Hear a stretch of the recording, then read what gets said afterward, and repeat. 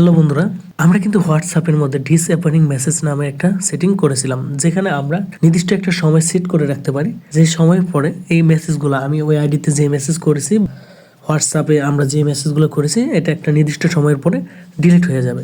ঠিক একই রকমভাবে মেসেঞ্জারেও কিন্তু নতুন সেটিং এনেছে। আমি যত এসএমএস করি একটা নির্দিষ্ট টাইম পরে সেই মেসেজগুলো ডিলিট হয়ে যাবে। এগুলো হচ্ছে ডিসঅ্যাপিয়ারিং মেসেজ।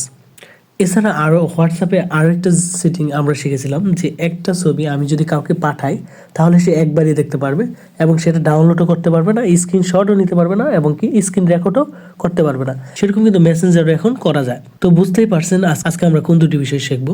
হ্যালো বন্ধুরা, আসসালামু আলাইকুম। আমি মিস্টার জনি আছি আপনাদের সাথে, আপনারা আছেন মিস্টার জনির সাথে। তো দেরি না করে চলুন শুরু করা যাক আমাদের আজকের ভিডিও।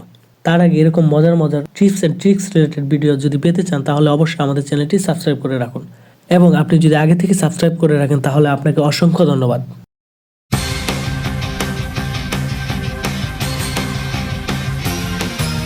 সর্বপ্রথম আমরা মেসেঞ্জারটা প্লে স্টোরে গিয়ে আপডেট দিয়ে নেব। প্লে স্টোরে যাওয়ার পর এখানে মেসেঞ্জার লিখে সার্চ করব, তারপর এখান থেকে আপডেট। এখান থেকে আমাদের আপডেট হয়ে গেলে এখানে যে ওপেন লেখা আসবে সেখানে আমরা ক্লিক করব। এখানে যদি ওপেনে ক্লিক করি তাহলে কিন্তু আমাদের মেসেঞ্জারের সকল কিছু এখানে চলে আসবে।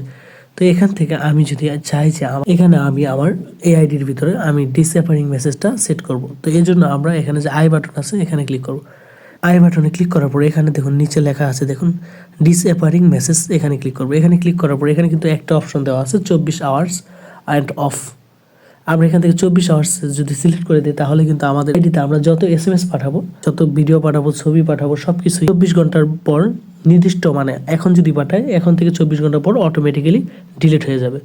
এবং এই জিনিসগুলো অর্থাৎ আমার যে প্রতিপক্ষ, মানে আমি যার কাছে সেন্ড করেছি, সে কিন্তু চাইলে এগুলো স্ক্রিনশট নিতে পারবে না, সাথে স্ক্রিন রেকর্ডও করতে পারবে না এবং ডাউনলোডও করতে পারবে না।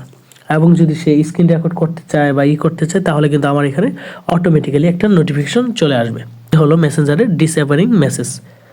এখন আরেকটা সেটিং হচ্ছে, আমরা যদি চাই যে এই আইডিতে আমরা যে কোনো একটা ছবি পাঠাবো, যে কোনো একটা ভিডিও পাঠাবো, ধরুন এইরকম একটা ছবি পাঠাবো, এটা কিন্তু আমি যদি এখান থেকে সেন্ড করি তাহলে কিন্তু সে সরাসরি দেখতে পারবে বা তার কাছে সরাসরি চলে যাবে। বাট এটা আমি এরকমভাবে পাঠাতে চাচ্ছি যে সে এটা একবারই দেখতে পারবে, বেশি দেখতে পারবে না, এবং এটার স্ক্রিনশটও নিতে পারবে না বা স্ক্রিন রেকর্ডও করতে পারবে না, বা এটা কোনোভাবে ডাউনলোড করতে পারবে না। তো এর জন্য কী করবো, এই জন্য আমরা এখান থেকে সেন্ড অপশনে না ক্লিক করে এখানে যে এডিট অপশন আছে এখানে ক্লিক করব। এখানে ক্লিক করার পর নিচে যে দেখতে পাচ্ছেন যে কিপ ইন চ্যাট, এখানে দিব। এখানে ক্লিক করার পর ওকে ক্লিক করব। ওকে ক্লিক করার পর এখান থেকে সেট করে দেব। সেট করে দিলে এখানে দেখতে পাচ্ছেন আমি যে ছবিটা পাঠিয়েছি সেই ছবিটা কিন্তু আমি নিজেও দেখতে পাচ্ছি না। এটা কিন্তু ওয়ান আকারে একটা ফটো লেখা আছে, অর্থাৎ সে একবারে দেখতে পারবে, এটা ডাউনলোড করতে পারবে না। তো এই ছিল মূলত আমাদের আজকের ভিডিও। আমাদের ভিডিওটি কেমন লাগলো কমেন্ট বক্সে আপনার মতামত জানাতে ভুলবেন না। পরবর্তীতে কোন ধরনের ভিডিও আপনি দেখতে চান কমেন্ট বক্সে কিন্তু সেটা জানিয়ে দিতে পারেন।